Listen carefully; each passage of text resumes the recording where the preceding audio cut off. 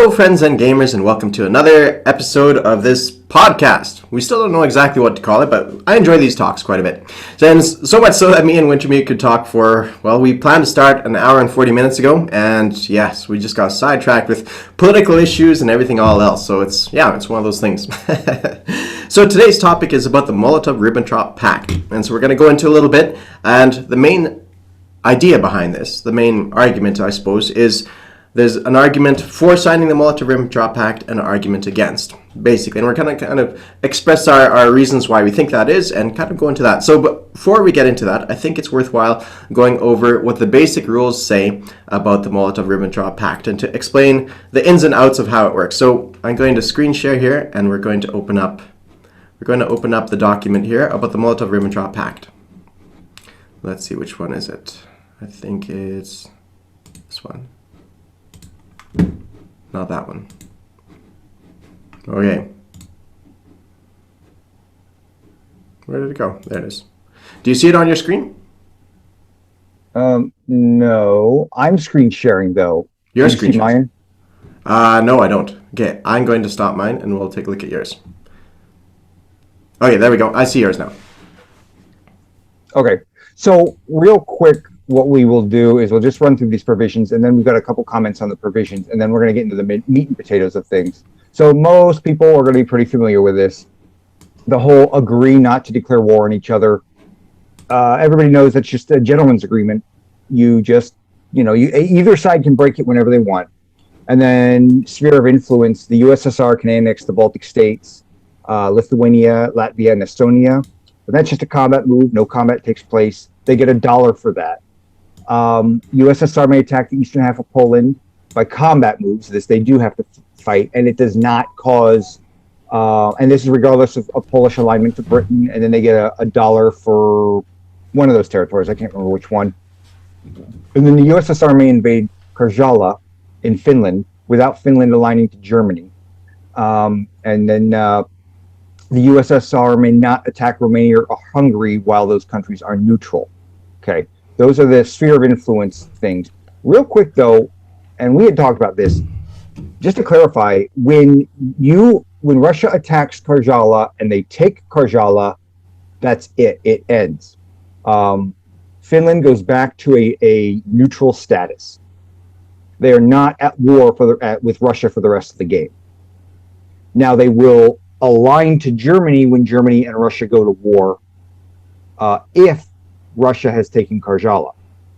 But if they haven't taken Karjala, that doesn't become a factor. And I know there was a lot of confusion because the core rules really don't not that my group could find anywhere that explaining that it's it goes into Karjala, then it ends. Now we know historically that happened, but the rules didn't explicitly state it. That's a topic for a different time. So with that out of the way, so you've got the other couple provisions, and I'm going to start from the bottom up. Northern Sea Route, one German naval unit may use the Northern Sea Route. Baltic White Sea Canal, one submarine per turn may use the Baltic White Sea Canal. Basis Nord, free German submarine base at Murmansk. And then the real meat and potatoes for most players is the trade one. And that's where Germany starts getting 5 IPP per turn from Russia, or from the pact, and then the USSR gets 3 IPP and a free research roll each turn. Now, one thing that I know me and Jinx both agree on is the Basis Nord, Baltic White Sea Canal, and Northern Sea Route. I've never seen those 3 used in any game ever. I think you said the same thing, Jinx. Yep. I've never even seen anybody put the free submarine base in Murmansk. They don't even bother. We don't even bother.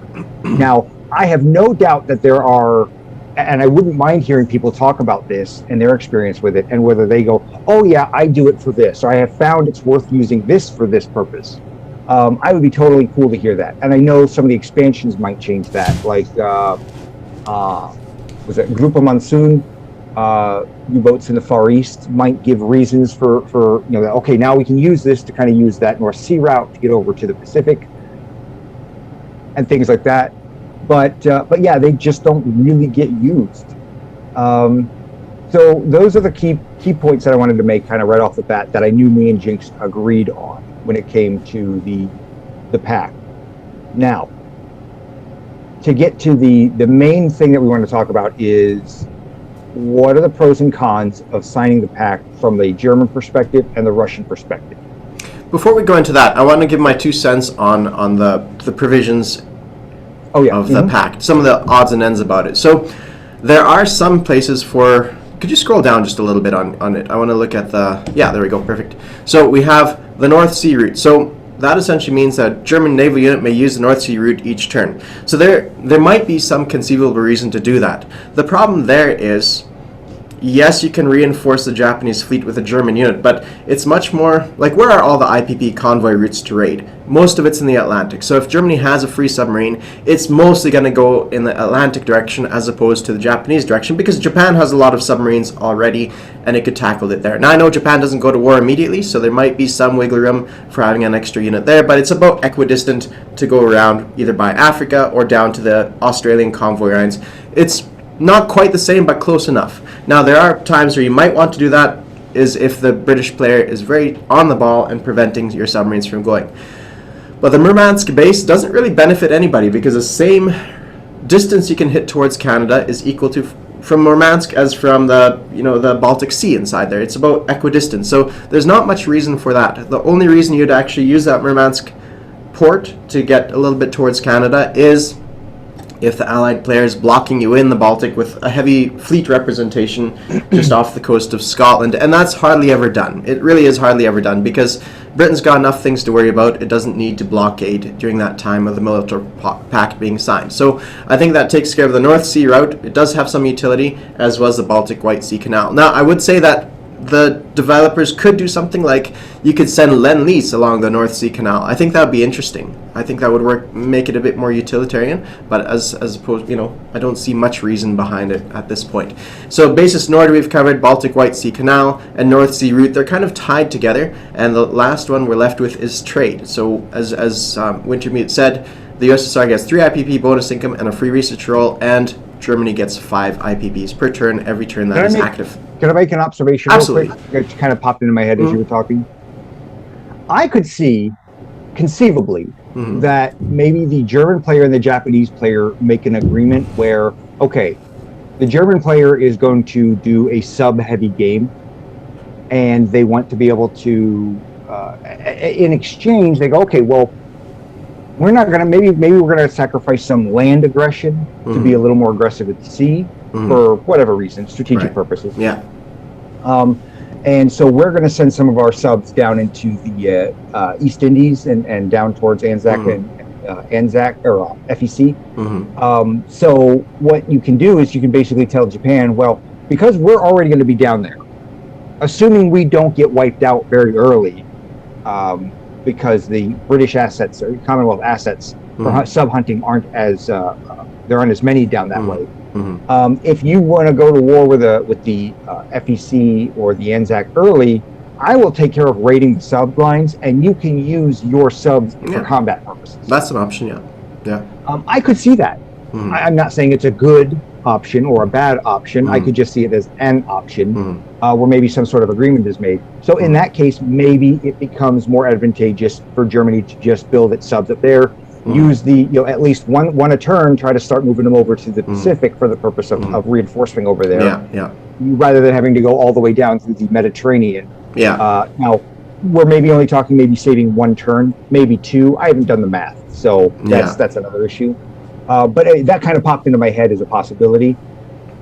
So there it is. Yeah, no, but it still take you. So I agree, but by my calculations, you need 1 turn to get up here, north, the Russian Sea here, 1 to get across, and then 1, 2, 3, perhaps 4 turns to get to Allied convoy line. So 4 turns. So from July 1939, to get to there, it'll be a stretch. And realistically, if you're aiming in that direction, you'd already be going around the Horn of Africa and getting your way there. That way would actually get you soon if you set yourself up during the course of the game. Now, there might be a reason to kind of surprise the opponent by coming down through here, but realistically, by the time it gets into a position to do anything, it's that moment's past. Now, there might be a strategy in the sense of, theoretically, you could, instead of an anti-convoy route, use it as an anti-American route, just as a little threat over there, just in case you might do something, right? I'm not sure exactly what capacity, maybe to prevent, I don't know what, but instead of going up north by Alaska, going towards San Francisco as opposed to going all the way down to Australia,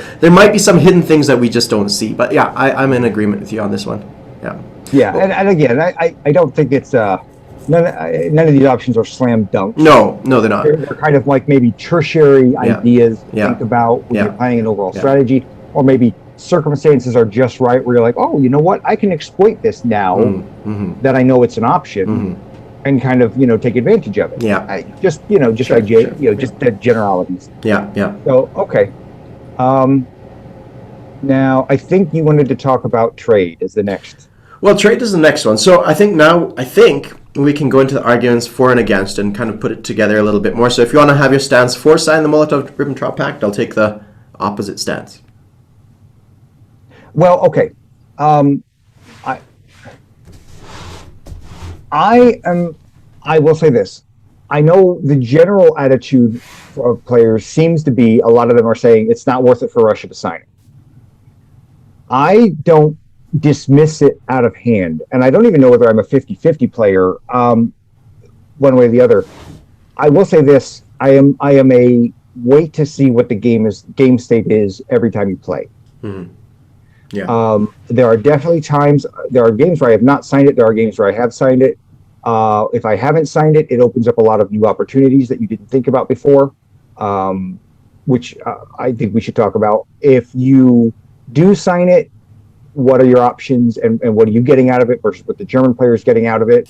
And now, obviously, overall, most people say, well, if you just look at the math, yes, Germany gets the lion's share, because you've got 5 IPPs straight up, here you go, Germany every turn, okay?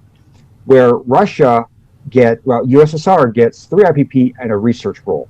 Now, in second edition, they valued a research role at 2 IPP. I still hold with that. Whether that's generally true in this edition or not, I don't know. That's not even worth really discussing, but let's go with that as a rough estimate of what the IPP value is for a tech role. And so they're actually a little more equal up. But then it's also argued that sometimes you're going to miss that tech role. So maybe it's more like a 4 IPP versus 5 IPP swing. So, okay, yeah, I get that argument. But some of the reasons the Russian player wants to sign it is, and there's a few. The biggest one right off the bat is, one of the things you got to remember about the USSR is how many turns it gets 8 IPP and nothing else. Here's 8 IPP. Here's 8 IPP.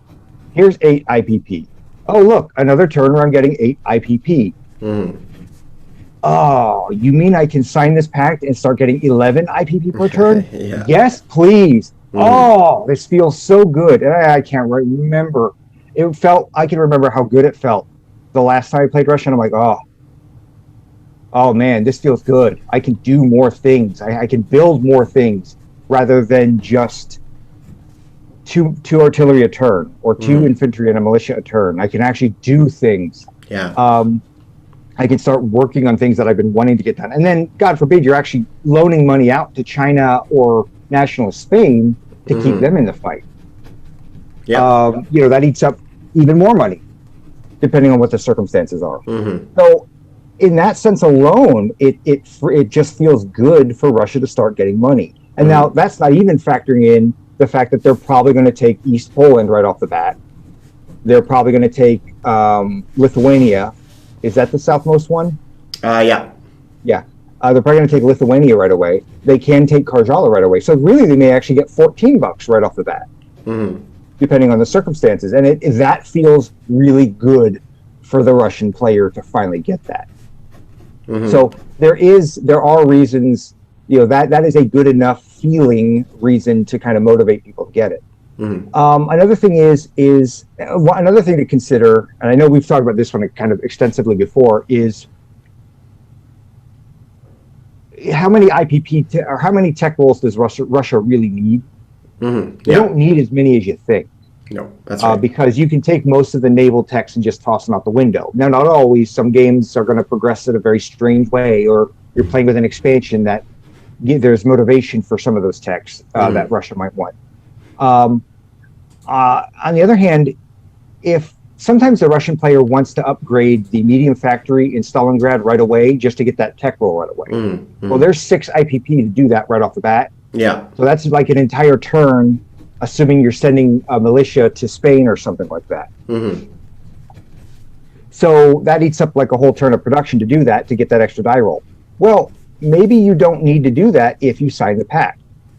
That's right, yeah. You just don't upgrade it.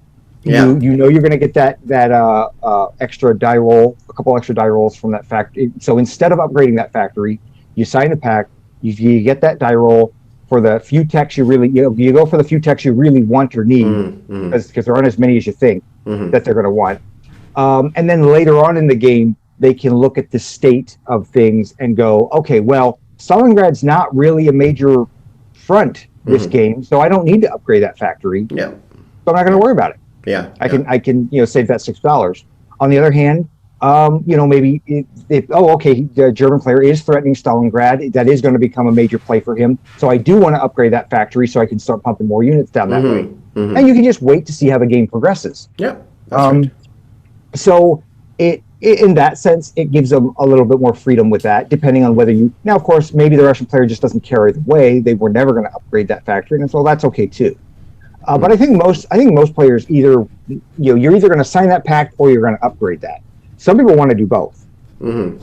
I think that can become overkill if you're not careful. I think you made that point before. So those are all reasons to sign it. Okay. Another reason to sign it is maybe the Russian player wants to lure Germany into a false sense of safety. Yeah.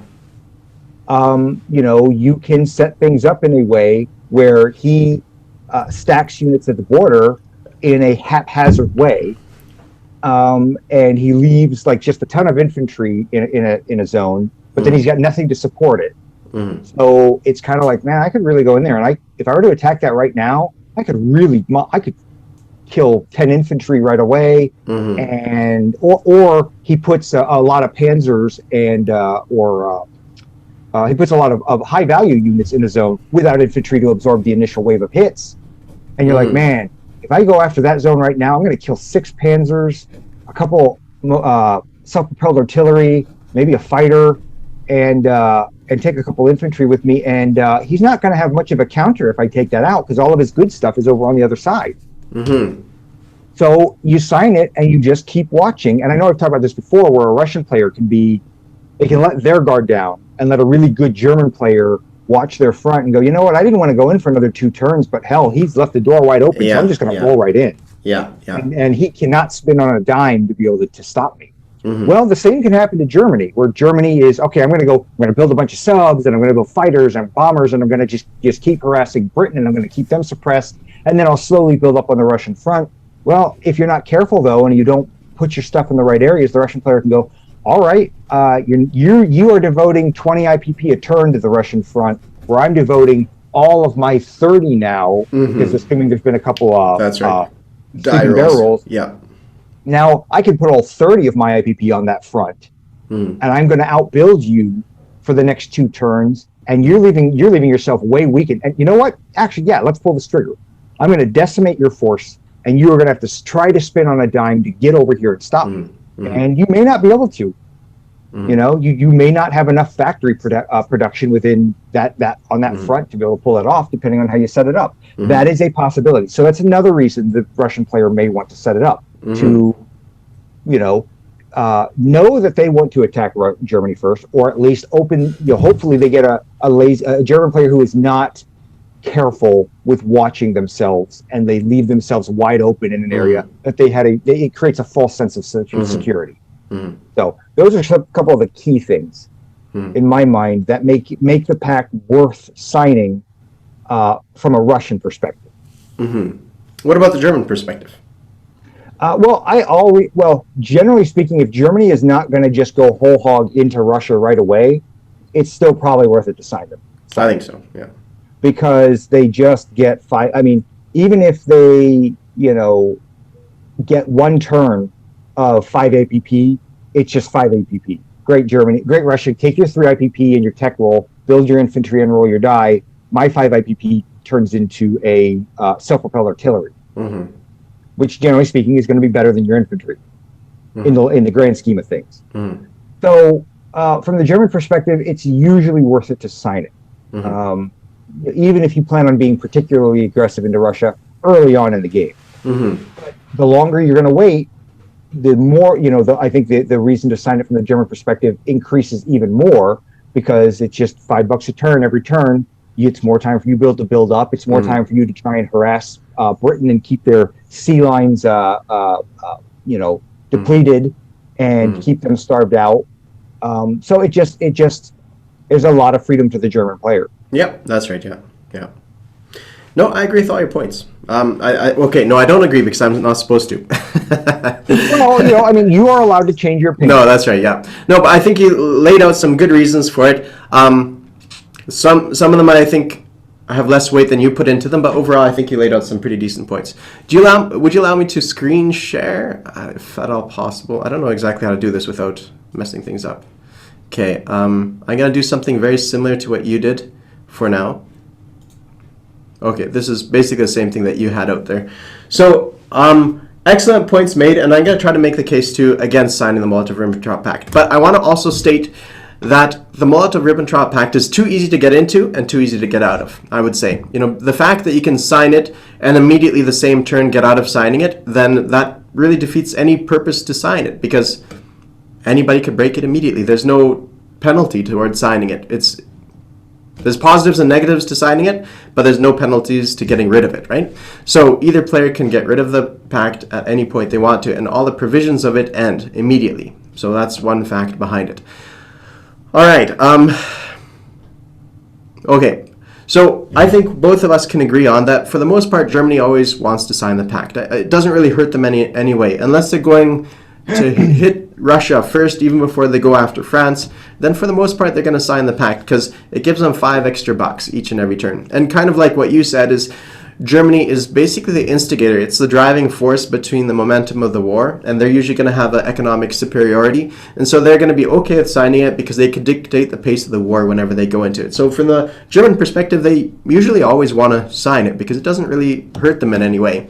Russia, it mostly limits Russia, whereas for Germany, it just opens the door wide open.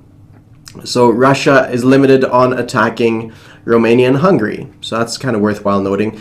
Russia is limited to taking just Karjala, and Russia is limited to, let's see what else. Yeah, basically it's some severe limitations, whereas Germany has nothing except bonuses from that deal. So you addressed a few points on here that I thought were worth repeating here. So from the Russian perspective, by signing it, they get an extra 30% of income, essentially. They go from $8 to $30, and that's not including the land zone that they'd pick up, which would be another, say, $30. So you're looking for... No, they go from 8 to 11. 8 to 11, yeah. And then 3 if they pick up all the territories. All those territories. Yeah, so that's huge. That's almost doubling their income, not including sleeping barrels. So that's a very worthwhile point to mention. Another point, just to re-illustrate your point, is that it's not risky, really. You just take those areas out, and you're not risking too much. It's the safe way of doing things in some sense. You also don't need to declare war on Lithuania because it's no declaration of war. Here, I think it says...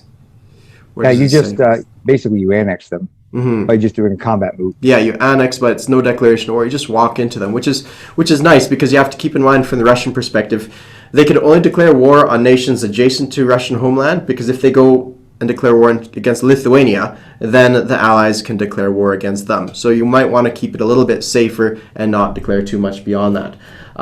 Let's see.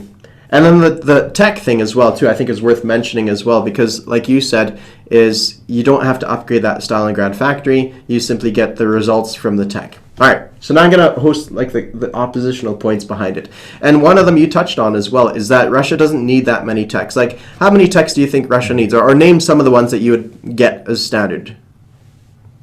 Wintermute. Well, the obvious ones are, and I don't have them right in front of me, yep. But wartime income, heavy armor, jet fighters. There's an argument for jet fighters. Excuse me. advanced artillery, advanced mech. Now, there is an argument for improved construction, because even though that one is primarily for naval units, it does lower the cost of facilities. And if you as a Russian player know, yeah, part of my game plan is to build a lot of facilities, that may be worth it for you to just save a couple bucks every turn with all those facilities you're putting out. Now, that's probably a secondary one I would get compared to the others. But then all the maritime ones, other than that one, all the other maritime ones you can just ignore. Yeah, I'd also add rockets are on there as well, because you need that for tech, and the strategic rockets, bombers. Yeah. I couldn't think of them all off the top. Yeah, no, that's all good. Or heavy bombers, I think they're called. But yeah, so I think that's a total of 8. Now, I think you'll get a good chunk of those done. You won't get them done, but by the time war breaks out, you'll have, I think Russia starts with 4 major factories. Maybe it's 3. 1, 2, 3. 3. Okay, 3 major factories. With 3, you'll get stage 2 by the war starts for about 4 of them, I think. Maybe 3 of them if you're, maybe that's more the average. And so it's conceivable with those factories that you start the game with, you'll probably get all 8 by the end of the game. Conceivable, right? You have a good few turns. You have 19 turns to get it all done. Might work out to get them all done. And most people, like you say, would upgrade that Stalingrad factory or reliance on that Molotov-Ribbentrop Pact. But I think the safer bet of the two is probably the upgrading that Stalingrad factory. So now you have 4 major factories working on all these techs. And some of them I don't think are purely necessary. Like, for instance, jet fighters I don't think is necessary. Heavy tanks, unless you require that with a tech, which I think for the victory point you might. But conceivably I could pare it down to 6 techs that you need. So for 4 major factories, getting 6 techs, that's very doable, I think. Okay, but it's still worthwhile mentioning how you get the techs out of the deal. And then the psychological thing is a two-edged sword. How you mentioned how you could lure the Germans into a false sense of security. It can go the other way around, where the Germans lure you into a false sense of security as well. And it's more advantageous for the Germans in this circumstance, because the Russians, they might lure the Germans to a false sense of security where they just have higher value units along the border. Well, realistically, those higher level units are actually going to be in Yugoslavia and Greece and those kind of things, and they're not going to be just sitting on the border for the most part. So I think that point works more against the Russians than it does against the Germans, in my opinion. Now, I want to address this trade thing where the Germans get $5 and the USSR get $3 plus a tech roll. And now, if memory serves, that tech roll should only have a 30% chance of success. Maybe it's a bit more, 40% chance of success. Yeah, because you're looking at 7 out of 12. So it's not high odds. It'd be 50-50. 50-50, yeah. So I think you're pretty well right. For most techs, not all of the most. So you're pretty well right on the money, as the Russians are getting $4 out of the deal, whereas the Germans are getting about $5 out of the deal, if you wanted to say a tech roll is worth $2. So I think you're pretty well right on that one. Okay, so all that said, I think it's time to move on to the next point. Is the way we've played the game, me and my friends, is the rules never say that the war is concluded. Like, we had an extensive look before we did this video, so I had a look around at everything that I have here, and I've looked at this stuff here. Defeating a minor power. Now, first of all, a minor power is all other nations are minor powers. Do you see what I have on the screen here, or just checking? Yeah, okay. So major powers, they list 7 major powers, and then they list the minor powers here. Now, the minor powers include all other nations. Some minor powers are also run by players: Nationalist China, Communist China, and Free France. So Finland falls under this category of minor power. Now I have to try to find where my screen went here. Hold on. I'm not super efficient with all this stuff. Okay, here we go. Minor power surrenders when all of its units in its home country are eliminated. Surprisingly, it doesn't say all of its territory is captured, but that makes sense, because it means that, that leads to some interesting thing, and I suspect this is because of the Netherlands and, say, Denmark, right? So in this case, Denmark, Iceland, and Greenland would actually flip to becoming German, or because they're surrendering, once Denmark loses all its units. I just noticed that. Do you see what I mean there? That's kind of interesting, right? Wait, a minor power is no... When all its units in its home country are eliminated. So once you lose all your units, you're eliminated. You're surrendered. You're defeated. So that's interesting how Greenland and Iceland actually flipped to becoming German. Just a little tidbit that I didn't realize until now. That cannot be right. Oh, no, it's what it says here. A defeat of a minor power occurs when all of the units in its home country are eliminated. Now, of course, keep in mind that usually Denmark, as soon as you declare war on it, it becomes British, right? So in this case, it's not surrendered. The player that controlled that minor power, here you go. The player that controlled that minor power maintains control of all the nation's colonies, right, and the forces and all naval units. Okay. Maintains control. Okay. Here's the It's worded. It's worded weird, but basically, once you declare war on Denmark, it becomes British anyways. But if theoretically, in some sense, they had really bad dice rolls, and it didn't, for whatever reason, British doesn't decide to align them or decide not to declare war on Germany, theoretically, you'd have Iceland and Greenland become German. The way I read this, because it's not aligned, right? No, because as soon as the attack goes into Denmark, Denmark becomes controlled by the British player, win or lose. That's my understanding. But then does that make sense? Okay, so maybe this is something for else. But the way I see it is like it surrenders at that point. The units are still controlled, but then how could it be surrendered and defeated? The nation is surrendered and ceases to exist. Those units that used to the colonies who were not physically there basically are controlled by the player that was controlling the home country. That's fair. But then meaning that they would still, in theory, roll. And maybe I'm wrong on this one. They would still, even though. Yeah. See, I think this is worded more confusing than it should be. It is. Because on the one hand it says defeated, and on the other one it says no, but it's not defeated because its colonies are still active. So, anyways. I think that was a wording issue. I think that's a wording issue. Okay, fair enough. Regardless, so in this case, the way we've always played the rules is by the book. And the book says Finland is not defeated until all of Finland's units are wiped off the board. And so in our games that we've played thus far, it's been if Russia signs the Molotov-Ribbentrop Pact and invades and takes out Karjala, that war is still ongoing. I mean, thematically, some people might say, well, thematically, the war did end. Well, even so, even while it was ended, then how come Germany is probably sending supplies and military war material to Finland even while they're at peace? So there's an argument to be said for thematic purposes that you could still continue to send Lend-Lease to Finland. Well, yeah, and my group played it that way too for a while. Until because you're right, the rule book does not clearly state that once Karjala is taken, Finland returns to being a neutral country. That is not at war with Russia. And what we did is we continued that it was still at war with Russia, it still got recruitment rolls every turn, and you could still Lend-Lease to it. And that is how we played it. Even though there was some debate about how that should be played, the rules do not clearly state that Finland returns to peace status. But I did confirm that that is the intent, and that is how, even though it wasn't, me and my group and your group, and I know other groups have not found that in the rule book. That was missed somewhere. That was the intent, that they take Karjala, and then that ends the Winter War, and then the continuation war picks up when Germany declares war on. Which historically makes sense. Even if it isn't raw. Now, this came to light quite a bit too. A lot of mental shift came for a lot of people in the Finland expansion, where it speaks about once the Molotov-Ribbentrop Pact is signed, the USSR can attack and such. And the war is, what does it say? Usually the USSR wins this battle, but if they remain under German control, afterwards Germany would not maintain control. Maybe it's this one down here. Okay, so, and here was the war. Sorry, after the Karjala is taken, after which the war is over in Finland and the USSR returned to a peaceful status. So right here it says in the Winter War expansion, they return to a peaceful status. But the base rules in no way, shape, or form do say that this is what occurs. And that led to a confusion. I think that inadvertently led to confusion. Even with that expansion clarifying that, I know I brought that up to my group, and they kind of said, well, I know what you're saying, but that's the expansion. And it's like, okay, that's fine if that's how we're going to read it.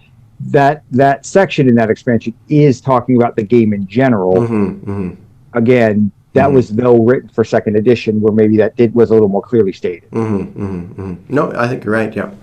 Yeah. So one thing I would say, there's so many ways a person can play around with this too. Is if Russia does not sign the Molotov-Ribbentrop Pact, they can invade and take over the rest of Finland. And realistically, they absolutely should, in my opinion. Because all these other reasons for signing it, you get 3 IPP. Well, if you take out the rest of Finland, you get 2 IPP, and of course you don't get your dice roll, but that's not a huge loss anyways. I mean, it is some loss, but not a huge loss. So Finland has 4 infantry in Karjala. Southern Finland is the only other place in Finland that has any units. It has an infantry and a militia, and that's it. So if you don't sign the pact, you could take Karjala out of the picture. And theoretically, at that point, you could be like, well, I'm breaking the pact anyways, and I'm going to attack Southern Finland and Lapland anyways. So you can have your cake and eat it too. You could simply turn 1, move into Karjala, grab Estonia, Latvia, and even Lithuania with the airdrop, and then the next turn be like, and I'm concluding the pact and grabbing Southern Finland and Lapland, just like that, right? Declaration of war, not a big deal. You just grab it and you're done. There's no issues there whatsoever. So basically, the Molotov-Ribbentrop Pact, in my opinion, is simply a fig leaf of historical accuracy on the statue of David. Of whatever you want to call it. What? Oh, come on. Artistic reference. What? No, okay, what I'm trying to say is the developers are saying, like, we need to squeeze in this historical pact, but the pact has almost no usage, honestly. Like, it's nothing. Well, okay, I won't say as... I know what you're saying. But, and I will say this, in defense of the way it's written, is the developers definitely wanted to create interaction between players. And the Molotov-Ribbentrop Pact is an example of that. It is. Now, anytime you leave something up to the freedom of choice of players, you open the door to a much wider number of variables that can occur that are almost beyond you can't calculate them all. You just can't. Yep. I think that though this, at the end of the day, though, this is actually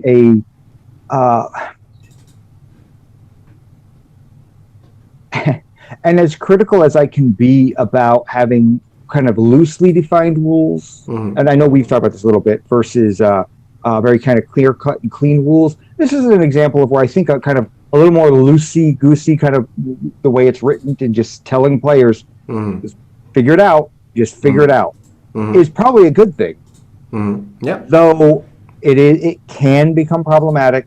It can open the door to imbalancing issues within the game. Though for the most part, I haven't heard any complaints about the way it works right now being imbalanced. No, it's not imbalanced. But I think I'm not going to be super critical of it because of that. Though I understand. I absolutely understand what you're saying. I absolutely understand what you're saying. I think it's I think psychologically that's the only thing. It lures everybody into this false sense of security, whereas like, well, we signed the pact, so we are both mutually benefiting from this. And yeah, I mean, both sides are mutually benefiting, but you both benefit, and the water, as whoever said it, was it that American president who was an actor, I can't remember his name, Reagan. He says the water lifts the boats equally, right? You know, I can't remember what context this is, right? But Russia benefits and Germany benefits, and at the end of the day, they're going to be enemies against each other. So they both benefit. That just means they got more weapons to fight against each other. Russia benefits by $3 and a tech roll. Germany benefits more clearly with $5 worth of income extra, and that seems to be the lion's share, the bigger part of the deal. And you know, I okay, let's take your example of going ahead and they just break it. It's not. Now, that doesn't mean that doesn't open them up to problems, because now, yes, they have these 3 new territories. If the meta changes and this becomes a common play, what you might see is a German player start to prepare for it. Okay, if you're going to do this, I'm going to have some preparations in order. So now I'm going to have two Marines sitting in Eastern Germany, and I'm going to have an airborne unit sitting here somewhere. And if you want to do this, then you run the risk of me immediately. You have the bulk of your northern army up here. Okay, let's say you have invested good units up there to make sure the fights win. Then what they can do is they can go, okay, well, we're going to just come up here and we are going to immediately counter invade southern Finland and Lapland, let's say, in the first turn. We're going to destroy your army there with overwhelming firepower. We're going to bring in the Air Force. We're going to bring in our Navy. and we're going to just kind of take, and we'll probably sink your fleet here right away. Okay. Oh, and by the way, what have you left in Karjala? Maybe we'll take Karjala right away because that's on the water. Yeah, yeah. What have you? And at that point, what have you left in Leningrad? Maybe you've really messed up and left Leningrad undefended because you put too much up here into this offensive, thinking I can get away with it, and Germany's not going to. Well, now maybe you've left yourself wide open in Leningrad. Now that I would hope you haven't. And conversely, they can just walk from East Prussia up into Lithuania now. They can now. There's a lot of what ifs. Yeah, a lot of what ifs here. I'm just putting this out as and I'm saying if the meta changes, and Russia starts doing this, then where it's like, okay, I'll sign it. We both get one turn of peace, and then I immediately break it and start taking all these other territories, the German players. But I'm ready for it. And now my counterattack is coming. I have the Marines and the Airborne in place. I have the units that are available to do this. I'm going to sink your Navy right away. I'm going to threaten Leningrad. I'm going to take the Baltic states right away. And I'm in place to do it. I'm actually in position to do it. And I specifically built my units to do that. Now, how much that draws away from other things I want to be doing, well, that's debatable. Yeah. And then we can talk about the southern areas and how that might affect that, if maybe they go right into Romania or something like that. And again, maybe the meta, I would still, rather than saying that's a problem, I would still rather wait and see how the meta responds. Yeah. And you see this with Hearthstone, and I'm going to use the Hearthstone example. The designers of Hearthstone, and I use this a lot because they've been very, very open about their design process with Hearthstone. The designers of Hearthstone have said people criticize some of the cards in the basic set as being really underpowered and weak. And like, man, whoever plays with that card for any reason, like ever, under any circumstances. And they've said, and people have asked, well, why don't you go back and maybe spice these cards up a little? And go, well, we want to wait to see how the meta plays out every time we release a new expansion. And so people say we need to do X, Y, and Z right away. That's not always the case, though. Sometimes if you give the meta time to kind of level out, you'll realize, oh, wait a minute.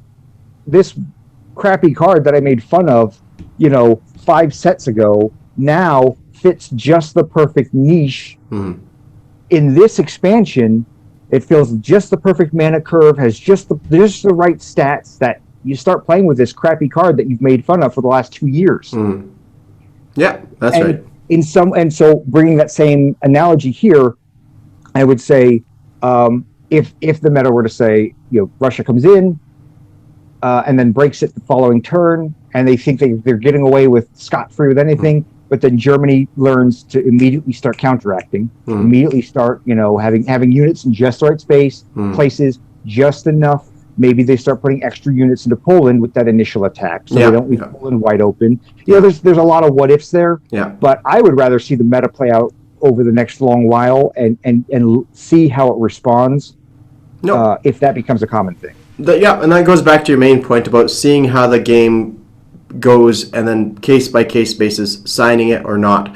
But I just say, like, it's such a fragile thing that you can break with no consequences that it doesn't really have any holding power, staying power. It just simply is gone in a minute. You could sign it and gone in a minute, and you really don't know where it's going to go. And there's also going to be counter metas that evolve too. For instance, Russia doesn't have to grab Lithuania, Latvia, and Estonia. You could leave them as a buffer state for Germany to worry about, and that way it has a little bit of space before they get to Leningrad. Likewise, I have done that. I dropped an airborne into Lithuania, and I left the infantry in Latvia and Estonia. And I just said, all right, I'm going to let Germany fight them if they want to come up that way. Later on, you could grab them for the victory point, but you don't need to. And same thing with the Lubelski and East Poland. You could use whatever Polish units remain. I think there's 1 cavalry and 1 infantry staying left over in East Poland, and I think a militia in Lubelski. So you have a small little buffer there as well, and deal with Poland, and then the Germans. Yes, it'll take them a turn. Okay, and also keep in mind, I'm going back and forth quite a bit, but this is a complex issue. It is, yeah. But say July 36, Germany attacks France and Poland. July 39. What am I talking about? Okay, 39. I was going to say. Yeah. If they want to. No. July 39, Russia grabs Karjala and Lapland. All they got left is southern Finland with 1 infantry and 1 militia sitting there. At that point, you're you're reasonably close to this, and Germany's they're busy with France. All their units, high-powered units, are way over there. They don't have too much time. There's not space, I think, for their meta of countering this move over here. Lapland, sure, one infantry could go in there, the rest into Karjala. You're still within striking range of Leningrad, especially if Germany doesn't have loads and loads of space to go grab Poland, grab France, and still push into Russia. It's tight for them to do all that. Yeah, and that's why I say I'm not saying that my argument of maybe that is maybe the meta becomes Russia just does this all this time every time, and it's problematic, and it's a no-brainer to do because there's no downside to it, and there's really no way Germany can respond to it in a way that doesn't imbalance the game, because now they can't even go. They can barely risk going into France without putting everything into Poland. Yeah. Because just to keep Russia under control, but then France is super weak and a risky attack, and then maybe the meta goes back to France now decides we're going to just start putting everything into France proper rather than spreading it out amongst our colonies in hopes that some of it goes free. Which I know is becoming a little more common thing. There's a seesaw effect. There is, yeah. Now, eventually, when that seesaw effect settles down, and it's like, okay, well, this is probably going to be the way this is going to be played 90% of the time. Let me rephrase that. If it becomes that there is the optimal, the single optimal play almost every game, that becomes the problem. But if there is still a variety of optimal plays depending on the circumstances, and that leaves the game lively and has a lot of different fun and interaction and different ways depending on how it plays out, that's good. But if one clear choice always manifests itself 99% of the time, that's when you need to go to any game and go, okay, this is probably problematic and is detrimental to the game because there's no decisions left. You just do this. If you don't do this, you're hamstringing yourself for no reason. Yeah, no, that's right. Yeah. I agree, but I don't know, man. I still see that there's no point in this Molotov-Ribbentrop Pact. I mean, there is a point to signing it, but it's so slim and it's only psychological as far as I'm concerned, because the way I calculate it is Germany needs most of its strength to go into Russia, and then whatever's left over goes and grabs Poland. Germany needs all of its strength to go into France. My bad. France, yeah, the other direction. Okay, you need the French treasury essentially to build up Germany sufficiently to go into Russia. I think that's basically fair. And you also need Romania in the picture as well. So you grab French treasury, let's say July 1936, you go into France. January 1940. What? I said the right one. July 1939. Oh, dang it. Okay. July 1936, Germany goes into France. This is going to become a meme. I know. This is all going to be bleeped out.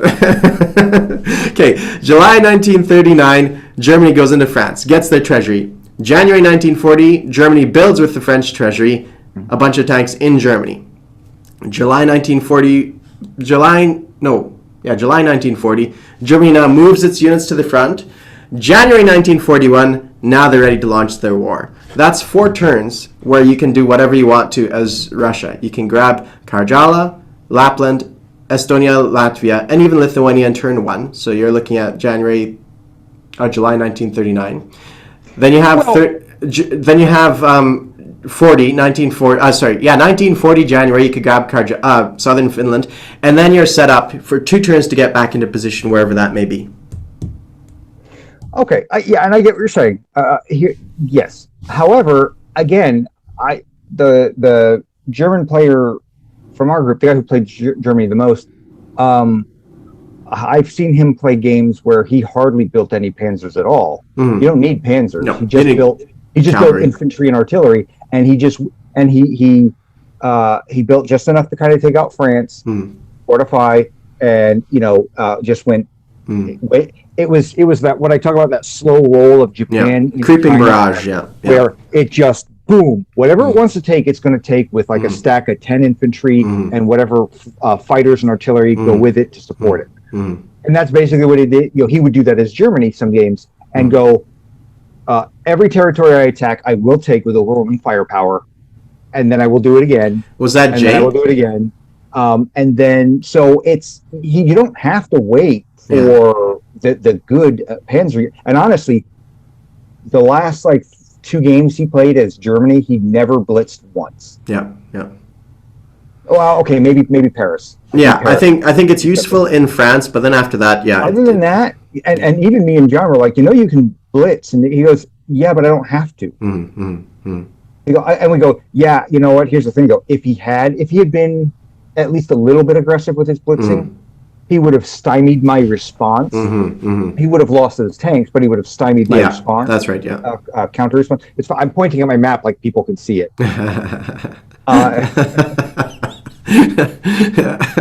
He would have countered my response. But he didn't have to. And so there is an argument for you do just enough for Paris, and then you put everything else into Poland. Yeah. And he didn't even necessarily. I don't even recall whether he bothered with Yugoslavia. And that's another issue. I actually think it's, in a lot of ways, it's better for Italy to take Yugoslavia. Yeah. Next video. Next video. He didn't even bother with Yugoslavia. I think he didn't in that game. And he just did that slow roll right there. And he could do that very early because he just had, artillery and guys. And then he just swung his Air Force across. And so I'm willing to just let the meta settle. I think the meta needs to play out a little bit more and settle. Yeah. And maybe it never quite settles, and that's a good thing too. If there is no clear path or prevailing path, that just means that there's a lot of equal options. Each one is more viable than the other. Some more viable depending on the circumstances than others. But that's probably a good sign that this is a very a well-designed, well-situated, well-balanced kind of scenario. And the fact that we're going back and forth so much about it, I think points in that direction. That this is probably a pretty, in a very broad sense, this is probably a very, this particular aspect of the game is probably in a good space, in a good place right now. Well, I think it could be improved upon, and maybe that's the next topic we could quickly touch on, is any deal should leave both people fairly well happy, at least not unhappy with the deal that's been struck. And I think so far it kind of does that, but I think there's things that could be improved upon that. And I think it does it okay in the Russo-Japanese peace treaty that they signed. I think that one's pretty good because you have to pay $5 to break it. I think that's pretty nice, and I think it almost should be the same circumstance here on this front. What are your thoughts on that one? I gotta catch you while you're yawning. I'm not convinced. No? Okay. I'm not convinced. Okay. I'm not convinced in that. In a negative way, I'm not convinced in a neutral way. You can still swing me in either direction, yay or nay. You can still propose, hey, what if we do this? And I may go, you know what, I think that's a nice tweak, or maybe you want to overhaul it and treat it this way. I'm willing to listen to that. But so I'm saying I'm not convinced it needs to be heavily adjusted. Okay, well, just for shits and giggles, I'm going to give you my suggestion on what could be that's somewhat historically accurate. It encounters two meta. No?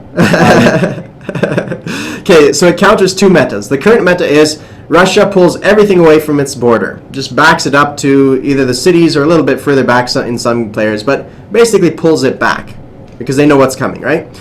I don't like that meta either. Okay, I will say that issue that's an issue.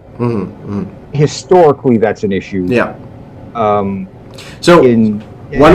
That's another topic. One way of countering that is if you sign the Molotov-Ribbentrop Pact. I don't know about otherwise, but if you sign the Molotov-Ribbentrop Pact, if you strip everything from your border, Germany gets 2 turns in which they can attack, and all the Russian units will be at -1, and all the German units will be at +1 for the combat roll modifiers. It gets 2 turns if you strip everything off the border, and you can do it at a ratio. If you have on a 1-to-1 basis, they get 1 turn when it's negative. If the Russians exceed the amount that's on that shared border at a 1.5-to-1 ratio, I know this would be a lot of calculation, but you get the idea.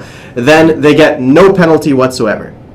there's no penalty. If Germany declares war when there's, when the Russian forces exceed the German forces, then the Russians get no penalty. And that would be one way of playing around with that idea. You can negate that negative malice by doing the border. And if Russia strips its entire border off, then Germany should get 2 turns in which it can, or not its entire border, let's say up to half its value of what's on the shared border, then Germany gets 2 turns in which they get their bonus.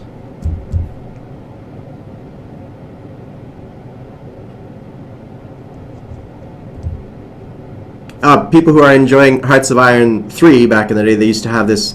Maybe it's in 4 now as well. They probably see the resemblance to what they had historically. Because, you would never strip your whole border away. No, and that's the thing, and that's another thing that because whether you sign at this point, if you sign the pact, Russia keeps just enough units on the border to go in and take Poland, Lithuania, Estonia, Latvia, and Karjala. Sure. And then whatever else they got going on over here. And then they pull everything back. They leave a militia in each territory as a cursory defense just to keep the Germans honest so they don't get any free walk-ins. Which actually is going to be a video I'm going to do about whether you should put at least a single militia in your open territories or not. Yeah. And then, they put everything basically back in a more centralized location to counterattack from. Now, we know historically the Russians didn't do that. They left a ton of shit at the border. They were just lazy. Yeah. Russia was paranoid about getting invaded. That's why they kept units on the border. That's why they wanted all this buffer states. Yeah. So I suggested that they should be required to keep an X amount of IPP worth of units in each one of these border territories. That would work too, yeah. Or something along those lines to represent that, because now it's weird, because then you could argue, well, the game already takes that into account, and if you start doing that, you're unduly penalizing Russia for units that will get wiped out right off the bat. Yes and no. I think that's it. That's a smaller debate for probably a different video. Yeah. But I know what you're talking about, and that's what I'm thinking about, and I know what you're saying, and here's what I'm saying. I know where the historical argument comes from, but then what about the game mechanics and the meta? Yeah. I think, if you told me that, Russia's just required to do that because they were paranoid about being invaded, therefore they need to keep 4 IPP worth of units in each one, at least in each one of those border territories. That makes sense. I'm okay with that. But it also needs to be factored into, does that put them at a disadvantage that they cannot overcome later in the game? Well, the numbers need to be played around with for sure. Yeah. So, and that would be, and I would be okay putting something like that because I think it makes sense. I have no problems with that. But there's different ways to do it, for sure. You can play around with mechanics like -1 modifier for the defense, and if there's a certain amount more, +1 for the attackers, stuff like that. Just to make it so you get rid of that meta of withdrawing everything to Kiev, Smolensk, and Leningrad or whatever, and you get rid of that meta of like, well, I'm going to sign it, but I'm going to get rid of it immediately as well, or something like that. And I'd also say, as a qualifier for that, maybe what you should do is, if you sign it, you could only terminate it if you have within spitting distance of the same amount of units that your opponent has on the border, something like that. Is that going to be the official wording, spitting distance? Yeah. Are we going to have to... Yeah, that's right. That's right. But you get the idea, right? It has to be within some margin. Yeah. Okay, I think we need to work on the wording, but okay. Yeah. Well, I'll be the ideas guy. You could be the diplomat. The wordsmith. Yeah. So, okay, I think that this is so are there any other... So, okay, I think we're on the same page. We still have different ideas about how it should be executed. Are there any other aspects of the pact that you think maybe we haven't covered that we should? I think we've done a pretty good job of it. I mean, there's always going to be still things that we haven't talked about, but yeah, I think we've covered it. Okay. Yeah. So again, I know I made a couple comments earlier about I would like to hear feedback from people about certain aspects, certain specific things, how they handle it, what happens. And so I'm hoping to see that. And otherwise, just give your general ideas on how you feel about the Molotov-Ribbentrop Pact. And absolutely. these ideas, please give some supporting argument. Just to say, Yeah, you should sign it. Yeah. Yeah. Okay, well, thank you. Yeah. Why? You just should. Yeah. Okay, please give us a little bit more Yeah. than that. You know, Like if your I only want reasons, a real discussion. yeah, You if know, your only you say, reasons well, for you signing should it, expect me to respond. yeah, I don't know what to do. yeah. If your only reasons for signing it is because that's what they did it back in the past, it's like you're taking the whole game out of yeah. That's not a valid argument. No, it's not. No, Yeah. no, exactly. Yeah, yeah, Otherwise, we shouldn't be playing this game. yeah. That's right. Just Yeah. if we're gonna just do what happened historically, you know, verbatim. What are we doing? Why are we rolling dice at all? Or is that we're gonna do everything the same, but it will be completely different because of the dice rolls? Yeah, yeah. What? Anyway, Yeah. so yeah, I'm pretty happy with this discussion. Yeah, me too. I hope the viewers found it enjoyable and that they got something out of it. I hope we laid out some cases for and against and maybe some propositions on how to fix it perhaps and illustrate some ideas. Yeah. Cool. So that sounds good. So Wintermute, I will check with you later and I will see you all later. Awesome. Have a good one. Wintermute out. Bye.